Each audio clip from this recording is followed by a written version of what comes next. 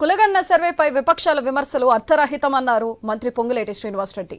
సమగ్ర కుటుంబ సర్వే శాస్త్రీయంగా జరుగుతుందని తెలిపారు. ఇప్పటివరకు 58% సర్వే పూర్తి అయిందన్నారు. హైదరాబాద్ 37% పూర్తయిందని చెప్పారు. ఈ నెల 30 వరకు సర్వే పూర్తవుతుందని తెలిపారు.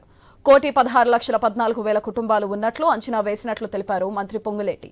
దూరదృష్టితో కాంగ్రెస్ ప్రభుత్వం సర్వేను చేపట్టిందని చెప్పారు. మంచి ప్రతిపక్షంగా విలువైన సూచనలు ఇస్తే స్వీకరిస్తామని అన్నారు. గత ప్రభుత్వం సమగ్ర సర్వే నివేదికను ఎందుకు బయటపెట్టలేదని ప్రశ్నించారు. కాంగ్రెస్ ప్రభుత్వం ఏ పని కూడా కక్షపూరితంగా చేయడం లేదని స్పష్టం చేశారు.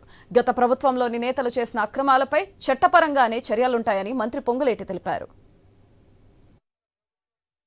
9వ తారీఖు నుంచి మొట్టమొదటిగా రాష్ట్ర గవర్నర్ గారి ఇంటి దగ్గర మొదలెట్టి నిన్నటి వరకు సుమారు 58.3% అంటే 67,72,246 కుటుంబాలని నిన్నటి వరకు సర్వే చేశారు.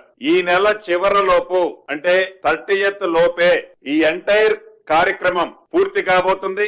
ఏదైతే ఈ సర్వే జరిగే ప్రాంతాల్లో దురుద్దేశ పూరితంగా ఈ సర్వే మీద అనేక ఆరోపణలు చేస్తూ ఈ సర్వే అయితే మీకొచ్చే రాష్ట్ర ప్రభుత్వం నుంచి గాని కేంద్ర ప్రభుత్వం నుంచి గాని వచ్చే బెనిఫిట్స్ అన్ని మీరు మిస్ అవుతారు అని గ్లోబల్ ప్రచారాన్ని అసత్య ప్రచారాన్ని ప్రజల్లోకి తీసుకుపోతున్నారు. ఈ సర్వే వల్ల ఏ ఒక్కళ్ళకి ఏ రకమైన స్కీమ్ కి ఇబ్బంది కలగదు.